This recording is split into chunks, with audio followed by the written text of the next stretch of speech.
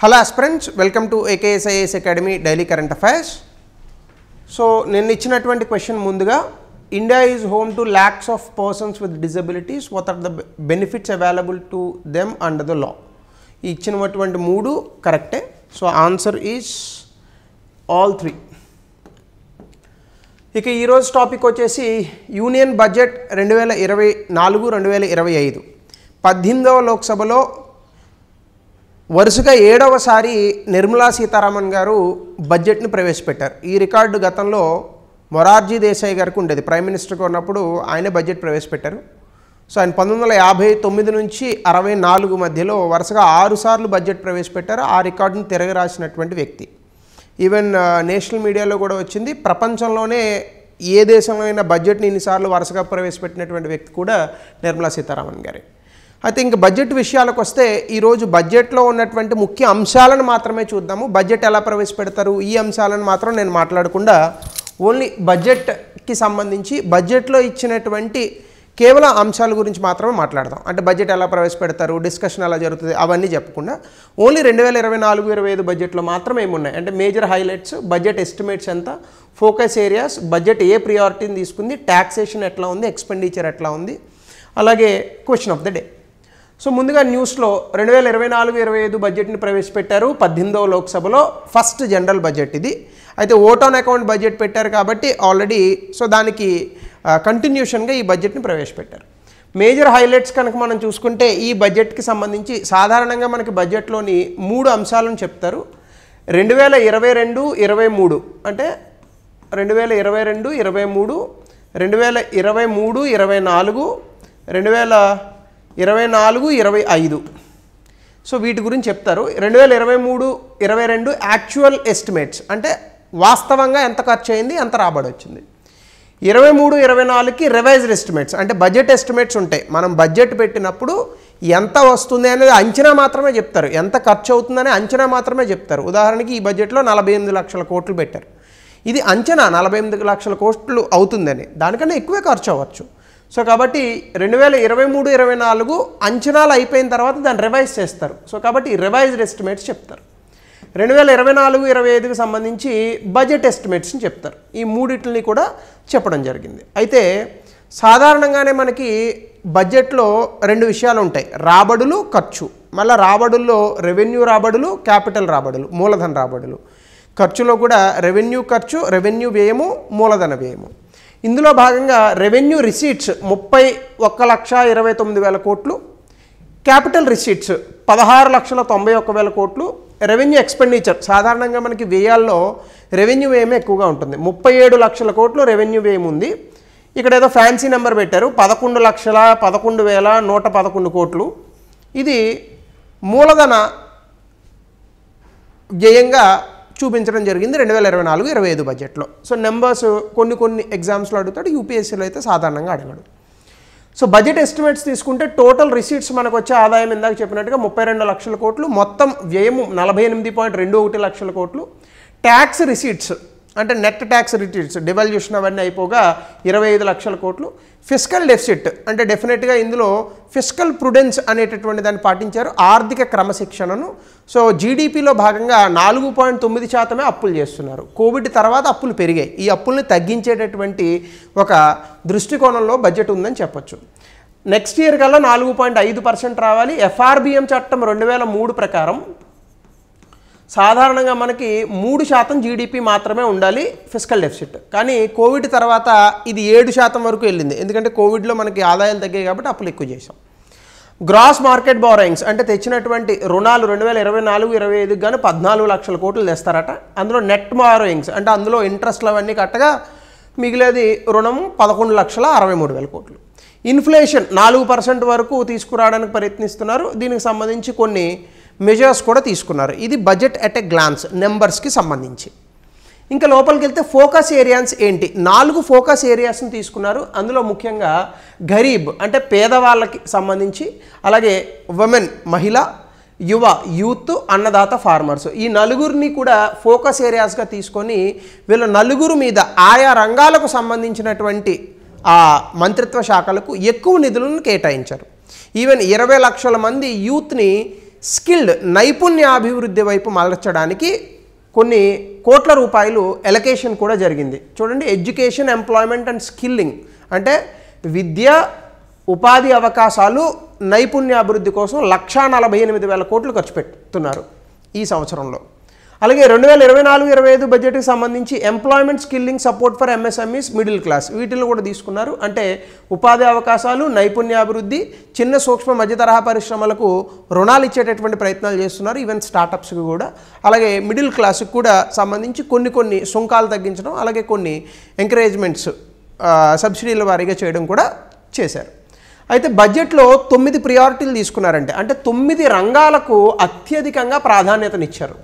ఈ 9 రంగాల్లో ముందు వ్యవసాయ రంగం ఉంది. వ్యవసాయ రంగంలో రెసిలియన్స్ పెంచాలి. అలాగే తయారీ రంగము, సేవా రంగము రెండు కలిపి ఒకటిగా తీసుకున్నారు. అలాగే 3 మౌలిక సదుపాయాలు, 4 ఎంప్లాయ్మెంట్ అండ్ స్కిల్లింగ్ ఉపాధి అవకాశాలు, అలాగే స్కిల్లింగ్ అంటే నైపుణ్యాభివృద్ధి, అలాగే అర్బన్ డెవలప్మెంట్ అంటే పట్టణ అభివృద్ధి పైన కూడా దృష్టి పెడుతున్నారు.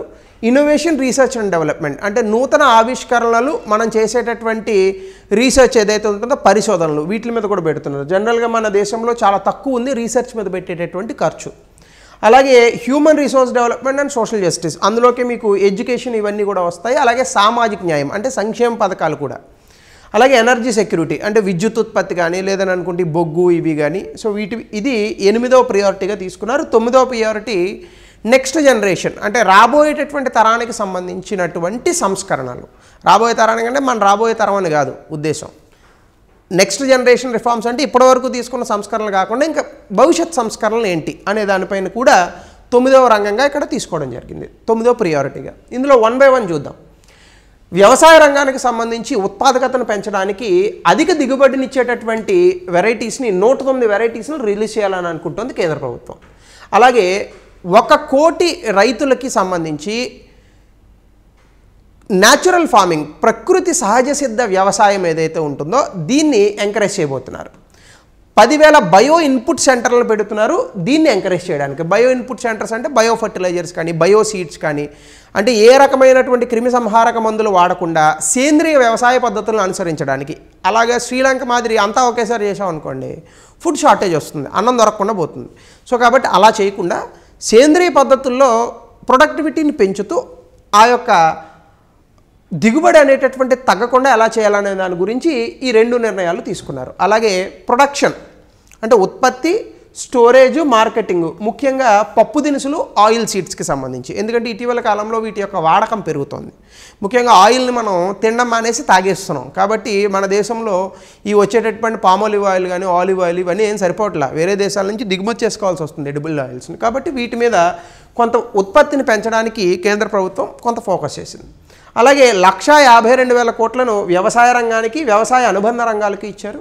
దాంతోపాటుగా డిజిటల్ పబ్లిక్ ఇన్ఫ్రాస్ట్రక్చర్ వ్యవసాయానికి, రైతులకి సంబంధించి, అలాగే వాళ్ళ ల్యాండ్స్కి సంబంధించి రానున్నటువంటి 3 సంవత్సరాల్లో డిజిటల్ పబ్లిక్ ఇన్ఫ్రాస్ట్రక్చర్ని తీసుకొస్తారు. బహుశా మన ఈ ల్యాండ్ రికార్డ్స్ ఇవన్నీ కూడా అందులోకి వెళ్ళేటటువంటి అవకాశాలు ఉన్నాయి.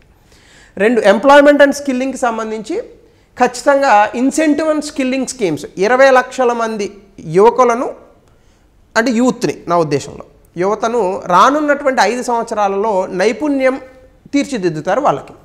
దీనికి సంబంధించి ఐటీఐ ఇన్స్టిట్యూట్స్ని 1000 ఐటీఐ ఇన్స్టిట్యూట్స్ని అప్గ్రేడ్ చేయాలని అంటున్నారు. అలాగే మోడల్ స్కిల్ లోన్ స్కీము, అలాగే loans up to 7.5 lakh with government guarantees, ప్రభుత్వ గ్యారంటీతో ఈ యొక్క లోన్ స్కీమ్స్ని పెట్టి 7.5 లక్షల వరకు లోన్లు ఇచ్చేటటువంటి ప్రయత్నం చేస్తున్నారు. ఇది దాదాపుగా 25,000 మంది విద్యార్థులను డైరెక్ట్గా ప్రతి సంవత్సరం కూడా ఈ యొక్క స్కీమ్ అనేటటువంటిది ఇంపాక్ట్ చేస్తుంది, ప్రభావం చూపిస్తుంది. ఇక 3వ ప్రియారిటీ హ్యూమన్ రిసోర్స్ డెవలప్మెంట్, అలాగే సామాజిక న్యాయానికి సంబంధించి economic activities among marginalised groups. అంటే మన దేశంలో సాధారణంగానే మార్జినలైజ్డ్ గ్రూప్స్ అని అనగానే మనకి women, SC, ST, OBC, so వీళ్ళందరినీ మనము, అలాగే లేదా మైనారిటీస్, వీళ్ళందరినీ డిజేబుల్డ్ పీపుల్, వీళ్ళందరినీ మార్జినలైజ్డ్ గ్రూప్స్గా చెప్తూ ఉంటాం.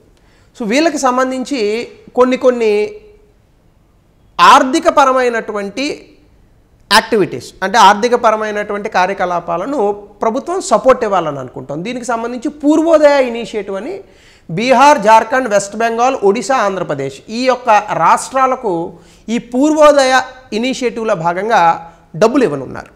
సో ఖచ్చితంగా అందులో ఆంధ్రప్రదేశ్కి నిధులు వచ్చేటటువంటి అవకాశం ఉంది. అలాగే ప్రధానమంత్రి జనజాతి ఉన్నత గ్రామ్ అభియాన్ అనేటటువంటి పేరిట 63,000 గ్రామాలకు దాదాపుగా 5 కోట్ల ట్రైబల్ పీపుల్ ఆదివాసీ కమ్యూనిటీలకు ఉపయోగం జరిగేలాగా ఒక కొత్త స్కీమ్ని తీసుకురాబోతోంది. మీరు అందరూ ఇంకొక స్కీమ్ని ఎక్స్ట్రా చదవాలి.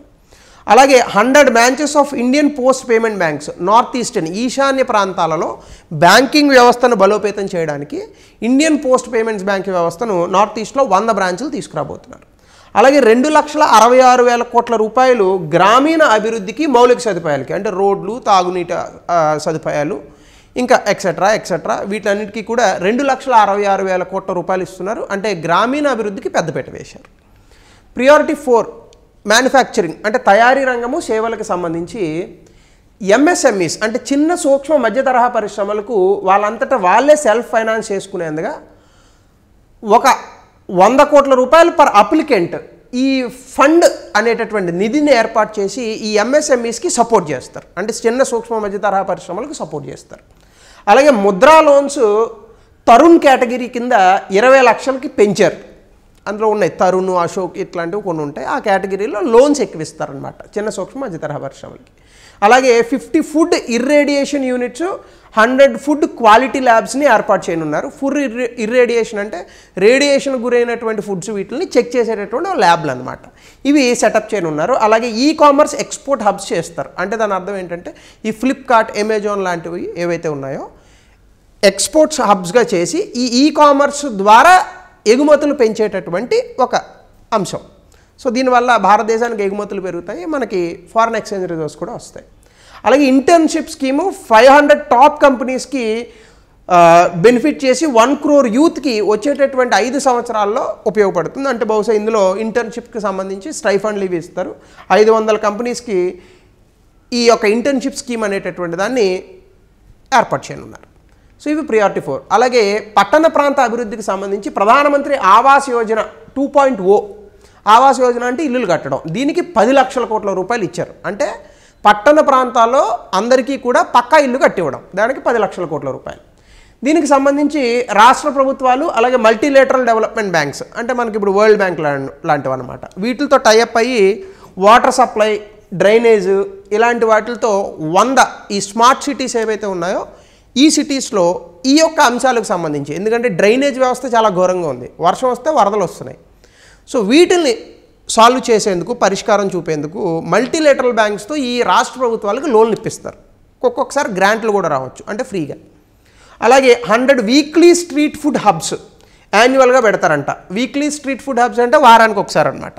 100 వీక్లీ స్ట్రీట్ ఫుడ్ హబ్స్ని యాన్యువల్గా నెక్స్ట్ 5 ఇయర్స్కి పెట్టి వాళ్ళకు కూడా ఉపాధి వచ్చేటటువంటి విధంగా, జనాలకు కూడా ఫుడ్ తినేటటువంటి విధంగా క్రియేట్ చేయబోతున్నారు అర్బన్ ఏరియాస్లో.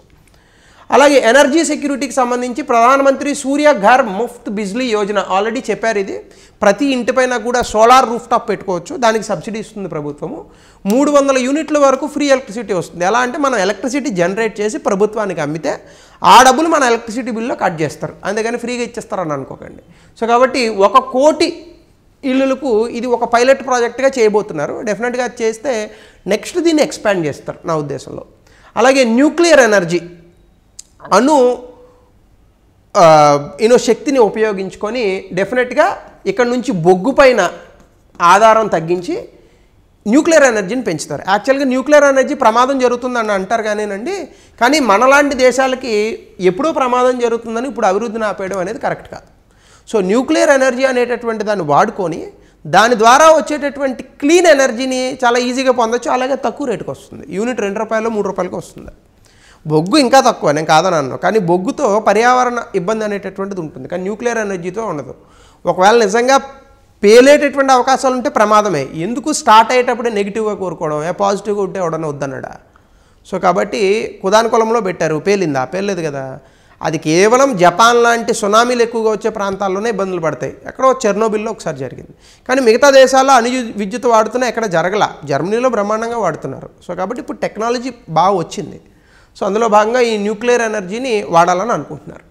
అలాగే ఇన్ఫ్రాస్ట్రక్చర్కి సంబంధించి మౌలిక సదుపాయాలకి ముఖ్యంగా క్యాపిటల్ ఎక్స్పెండిచర్ అని ఉంటుంది బడ్జెట్లో. క్యాపిటల్ ఎక్స్పెండిచర్ అంటే మూలధన వ్యయం, అంటే నూతనంగా ఏవైనా ప్రాజెక్టులు చేపట్టడం కానీ కొత్త రోడ్లు వేయడం, కొత్త బిల్డింగులు కట్టడం, ఇవన్నీ కూడా ఇందులోకి వస్తాయి. అంటే క్యాపిటల్ ఎక్స్పెండిచర్లో ఆస్తుల సృష్టి జరుగుతుంది. దీనికి 11 లక్షల కోట్ల రూపాయలను ఇచ్చారు. ఇది జీడిపిలో 3.4%. అలాగే ప్రధానమంత్రి గ్రామ్ సడక్ యోజన అంటే గ్రామాలకు రోడ్లు, ఇది ఫేజ్ 4 ప్రారంభించారు. ఇందులో 25,000 గ్రామాలకు రోడ్లు వేస్తారు. అలాగే 11,500 కోట్లు బీహార్కి ఇచ్చారు. స్పెషల్గా యాక్సలరేటెడ్ ఇరిగేషన్ బెనిఫిట్ స్కీమ్ అంటే అందులో ఈ నీటిపారుదల సౌకర్యాలను పెంచుతారు. Financial assistance to Andhra Pradesh, Himachal Pradesh, Uttarakhand, Sikkim. Floods ఎక్కువగా వస్తున్నాయి ఈ రాష్ట్రాల్లో, ఎక్కువగా వరదలు వస్తున్నాయి. దాని నుంచి కాపాడడానికి స్పెషల్గా ఫినాన్షియల్ అసిస్టెన్స్ ఇచ్చారు. ఇది 7వ ప్రియారిటీ. 8వ ప్రియారిటీ ఆవిష్కరణలకు సంబంధించి అనుసంధాన్ నేషనల్ రీసెర్చ్ ఫండ్ 1,00,000 కోట్ల రూపాయలతో పెడుతున్నారు. ఇదేంటంటే రీసెర్చ్ని సపోర్ట్ చేస్తుంది, అంటే ఎక్కువగా పరిశోధనలను సపోర్ట్ చేస్తుంది. అలాగే 1000 కోట్లతో వెంచర్ క్యాపిటలిస్ట్ ఫండ్ పెడతారు స్పేస్ ఎకనామీని పెంచడానికి. అంటే ఇటీవల కాలంలో ఇస్రో పంపిస్తున్నటువంటి శాటిలైట్స్ ఇవన్నీ ఏవైతే ఉన్నాయో దీన్ని ప్రైవేట్ సెక్టర్కి కూడా తీసుకెళ్దామని అనుకుంటున్నారు. సో అలా మన దేశంలో కూడా ఒక ఎలన్ మస్క్ లాంటి స్పేస్ ఎక్స్ లాంటి కంపెనీ రావాలన్నమాట. దీని కారణంగా మనకి 5 ఇంతలు ఇప్పుడు చేసేటటువంటి స్పేస్ ఆపరేషన్స్లో ఇంకా పెరిగేటటువంటి అవకాశం ఉంటుంది. సో మనం కూడా చక్కగా ఎప్పుడైనా టూర్కి వెళ్ళాలంటే మార్స్కో పక్కన ఉన్న చందమామ దగ్గరికి వెళ్ళి రావచ్చు అనమాట. ఆ స్టేజ్లో ఆలోచించారు, మంచి విషయం. అలాగే నెక్స్ట్ జనరేషన్ రిఫార్మ్స్, ముఖ్యంగా ఆర్థిక వ్యవస్థకు సంబంధించి కొత్త రిఫార్మ్స్, ఎకనామిక్ పాలసీ ఫ్రేమ్వర్క్స్ కానీ, అలాగే లేబర్ రిఫార్మ్స్. ఇంతకు ముందు ఉన్నటువంటి లేబర్ లాస్ చాలా ఇబ్బందికరంగా ఉన్నాయి ప్రైవేట్ కంపెనీలకు. లేబర్ లాస్ పాయింట్ ఆఫ్ వ్యూలో యూనియన్స్కి కరెక్ట్గా ఉండొచ్చు, కానీ at the end of the day whether your economy is growing or not, that is the big question. So దీనికి సంబంధించి ఉన్నారు. అలాగే ఎఫ్డిఐ రెగ్యులేషన్స్ని కూడా సింప్లిఫై చేయాలని అనుకుంటున్నారు, అంటే ఎక్కువ పెట్టుబడులు తీసుకొచ్చేందుకు. అలాగే జన్ విశ్వాస్ బిల్ తీసుకొచ్చి దేశంలో వ్యాపారాత్మక ధోరణిని పెంచేటటువంటి విధంగా రిఫార్మ్స్ తీసుకురాబోతున్నారు. ఇవి ప్రియారిటీ నెంబర్ 9. ఎక్స్పెండిచర్ చూస్తే అత్యధికంగా డిఫెన్స్ రంగానికి ఇచ్చారు 4,54,000 కోట్లు.